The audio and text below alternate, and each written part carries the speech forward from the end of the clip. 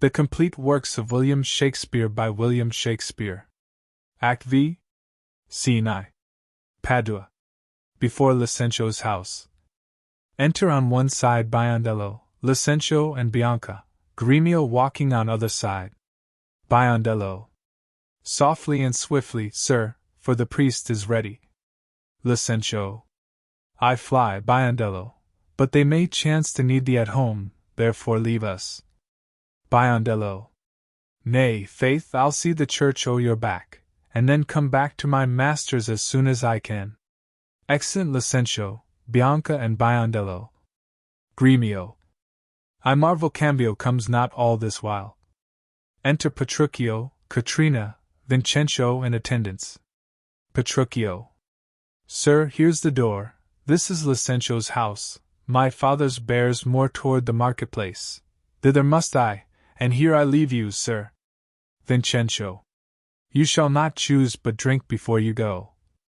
I think I shall command your welcome here, and by all likelihood some cheer is toward. Knocks. Gremio. They're busy within, you were best knock louder. Enter pedant above, at a window. Pedant. What's he that knocks says he would beat down the gate? Vincenzo. Is Signor Licentio within, sir?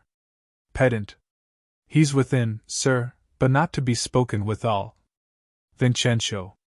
What if a man bring him £100 or two to make merry withal? Pedant. Keep your £100 to yourself, he shall need none so long as I live. Petruchio. Nay, I told you your son was well beloved in Padua. Do you hear, sir? To leave frivolous circumstances, I pray you tell Signor Licentio that his father is come from Pisa, and is here at the door to speak with him. Pedant. Thou liest, his father is come from Padua, and here looking out at the window. Vincenzo. Art thou his father? Pedant. Aye, sir, so his mother says, if I may believe her. Petruchio. To Vincenzo. Why, how now, gentlemen? Why, this is flat knavery to take upon you another man's name. Pedant. Lay hands on the villain. I believe a means to cozen somebody in this city under my countenance. Re-enter Biondello. Biondello. I have seen them in the church together. God send them good shipping. But who is here? Mine old master, Vincenzo. Now we are undone and brought to nothing. Vincenzo. Seeing Biondello. Come hither, Crackhemp. Biondello. I hope I may choose, sir. Vincenzo. Come hither, you rogue. What, have you forgot me? Biondello. Forgot you? No, sir, I could not forget you, for I never saw you before in all my life. Vincenzo. What, you notorious villain? Didst thou never see thy master's father, Vincenzo? Biondello. What, my old worshipful old master? Yes, marry, sir, see where he looks out of the window. Vincenzo. Is so, indeed? He beats Biondello. Biondello. Help, help, help.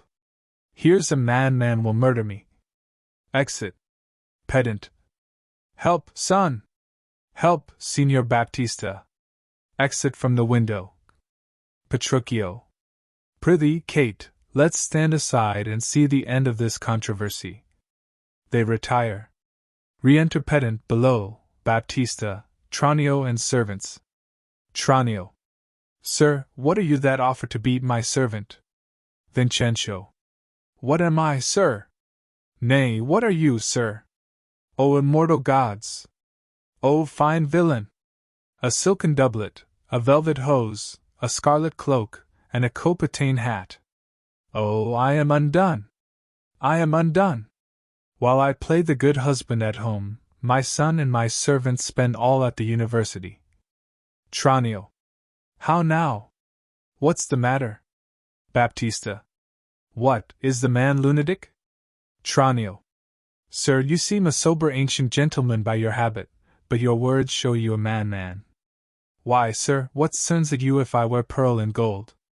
I thank my good father, I am able to maintain it. Vincenzo. Thy father! O villain! He is a sailmaker in Bergamo. Baptista. You mistake, sir, you mistake, sir.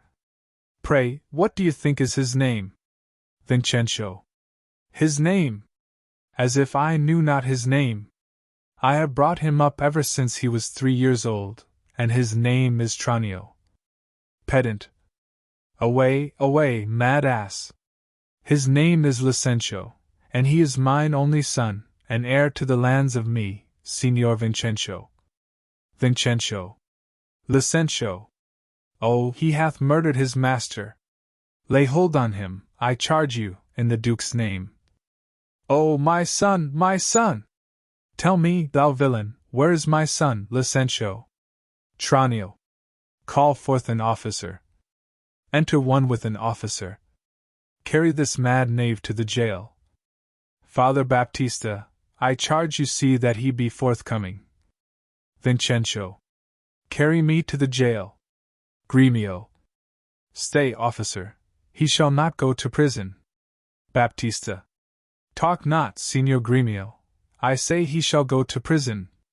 Gremio. Take heed, Signor Baptista, lest you be coney catched in this business.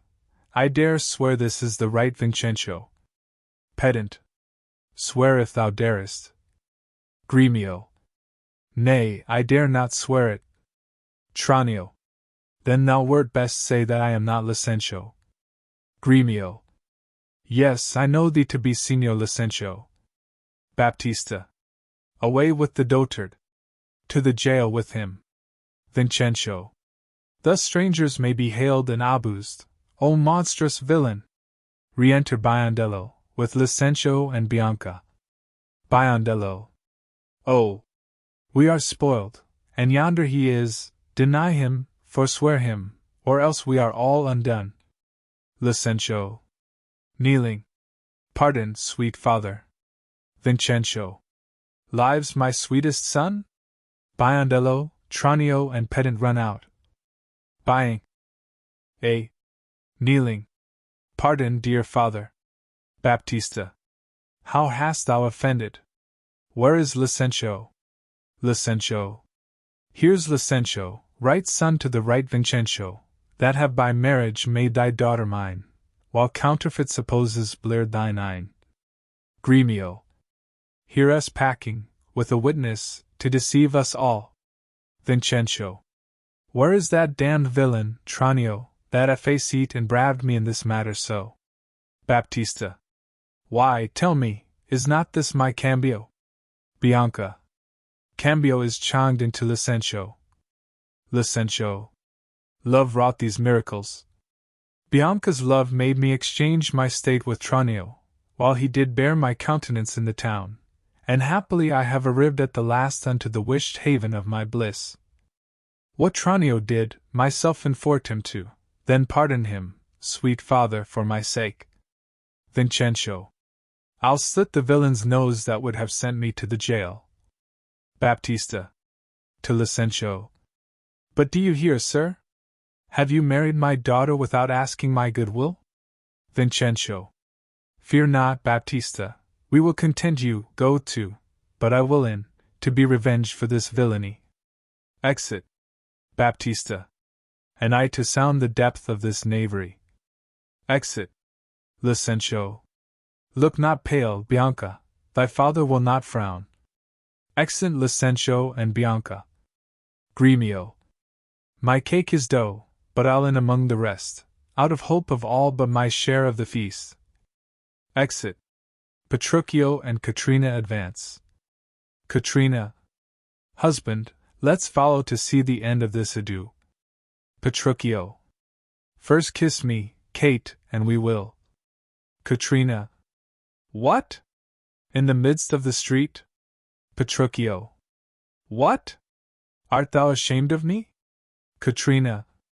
No, sir, God forbid, but ashamed to kiss. Petruchio. Why, then, let's home again. Come, sirrah, let's away. Katrina.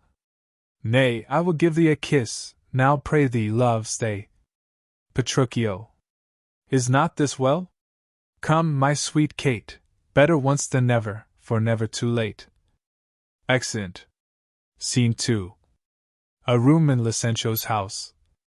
Enter Baptista, Vincenzo, Gremio, the pedant, Licencio, Bianca, Petruchio, Katrina, Hortensio and widow. Tranio, Biondello and Gremio and others, attending. Licencio. At last, though long, our jarring notes agree, and time it is when raging war is done, to smile at scapes and perils overblown. My fair Bianca, bid my father welcome, while I with self-same kindness welcome thine. Brother Petruchio, sister Katrina, and thou, Hortensio, with thy loving widow, feast with the best, and welcome to my house. My banquet is to close our stomachs up, after our great good cheer. Pray you sit down, for now we sit to chat as well as eat. They sit at table. Petruchio. Nothing but sit, and eat and eat. Baptista. Padua affords this kindness, son Petruchio. Petruchio. Padua affords nothing but what is kind. Hortensio. For both our sakes I would that word were true. Petruchio. Now, for my life, Hortensio fears his widow. Widow. Then never trust me if I be afeard. Petruchio. You are very sensible, and yet you miss my sense. I mean Hortensio is afeard of you. Widow.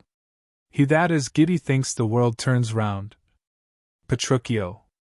Roundly replied. Katrina. Mistress, how mean you that?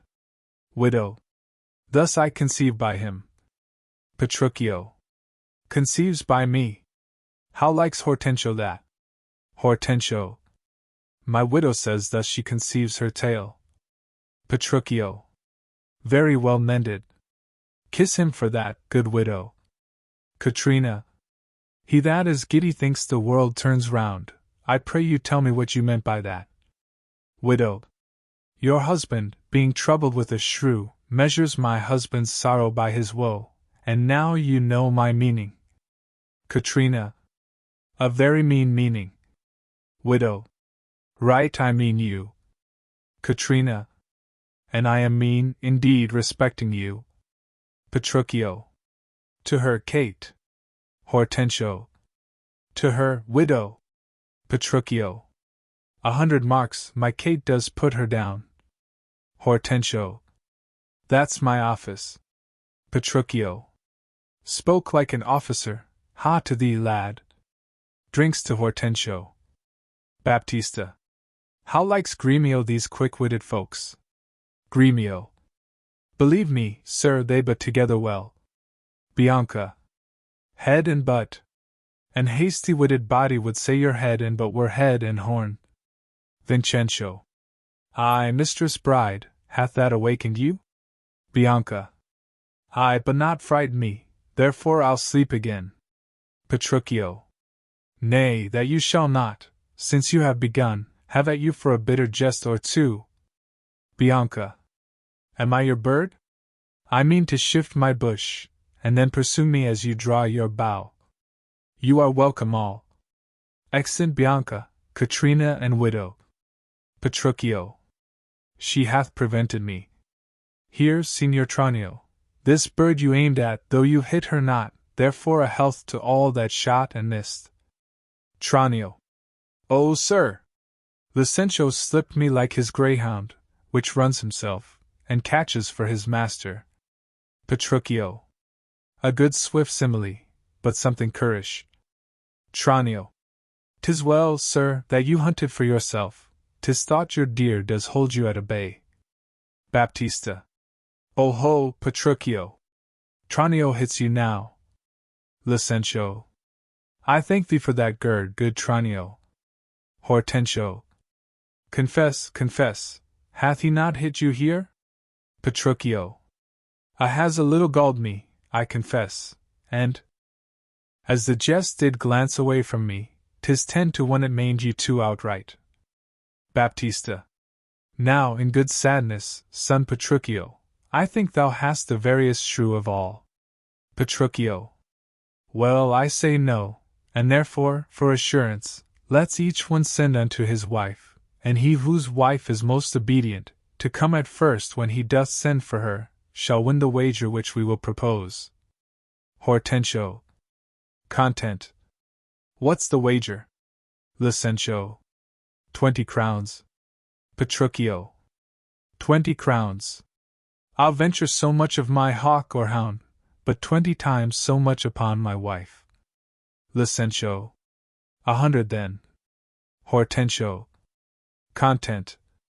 Petruchio. A match. 'Tis done. Hortensio. Who shall begin? Licentio. That will I. Go, Biondello, bid your mistress come to me. Biondello. I go. Exit. Baptista. Son, I'll be your half. Bianca comes. Licentio. I'll have no halves. I'll bear it all myself. Re-enter Biondello. How now? What news? Biondello. Sir, my mistress sends you word that she is busy, and she cannot come. Petruchio. How? She's busy, and she cannot come. Is that an answer? Gremio. Aye, and a kind one too. Pray God, sir, your wife send you not a worse.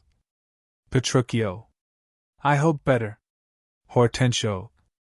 Sir Biondello, go and entreat my wife to come to me forthwith. Exit Biondello. Petruchio. Oh ho! Entreat her. Nay, then she must needs come.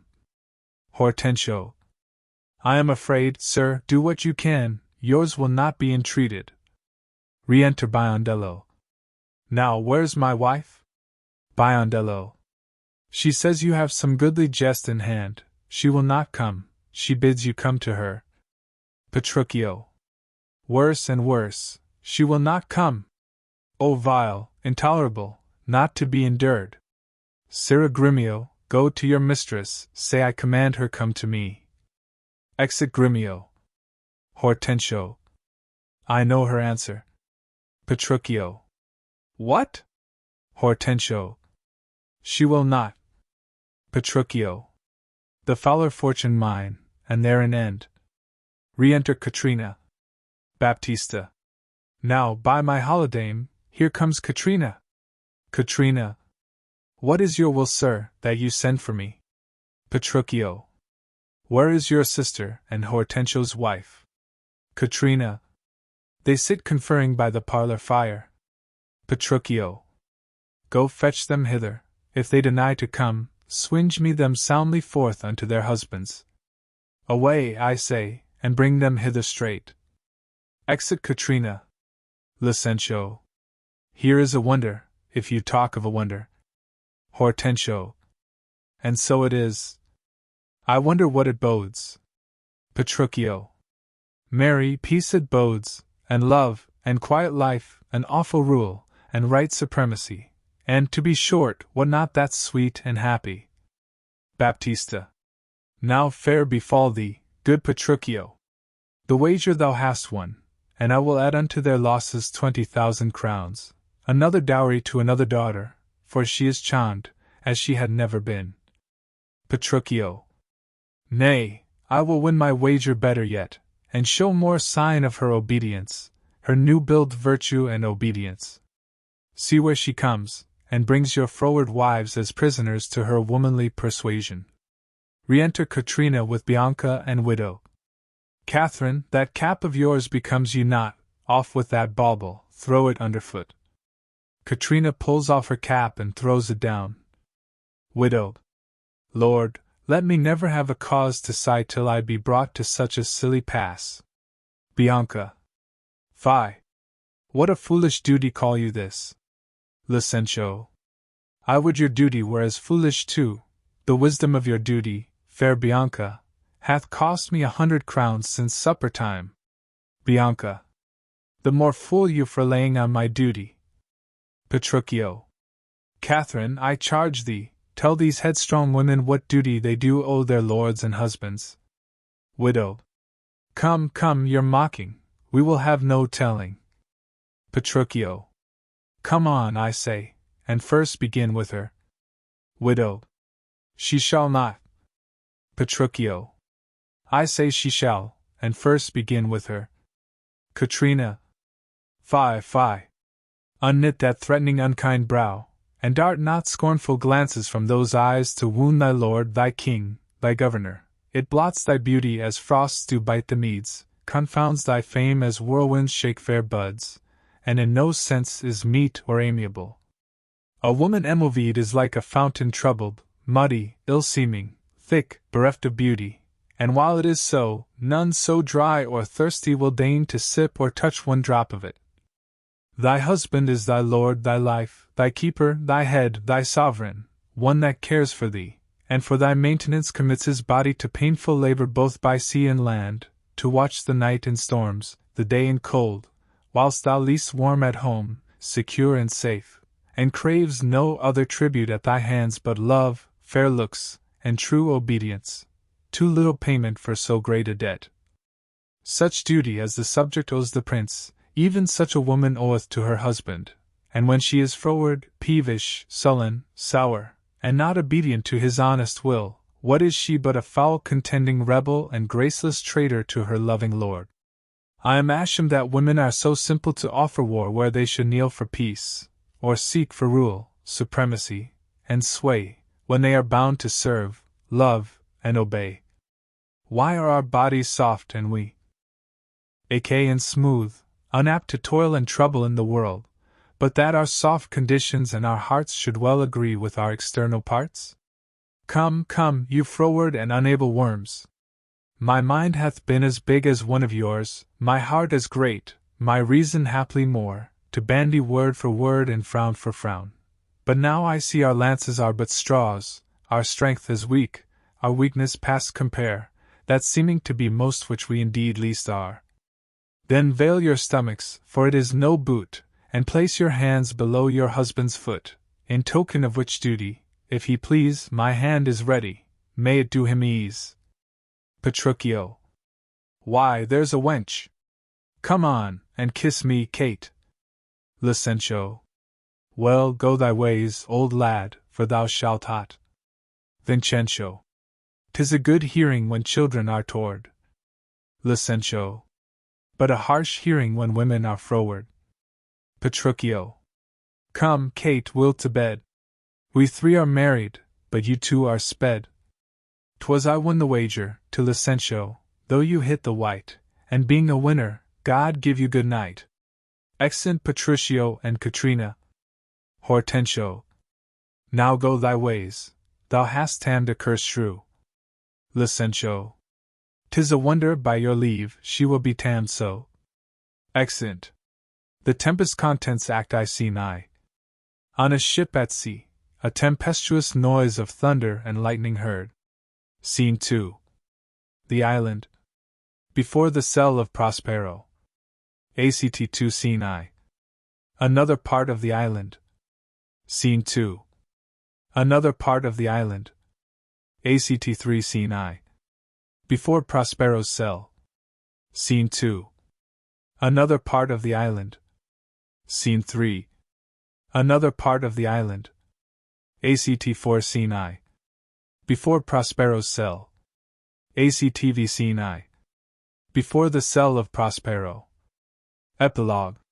Dramatis Personae Alonso, King of Naples Sebastian, his brother Prospero, the right Duke of Milan Antonio, his brother, the usurping Duke of Milan Ferdinand, son to the King of Naples Gonzalo, an honest old councillor Adrian, Lord Francisco, Lord Caliban, a savage and deformed slave Trinculo, a jester Stefano, a drunken butler master of a ship boatswain mariners Miranda.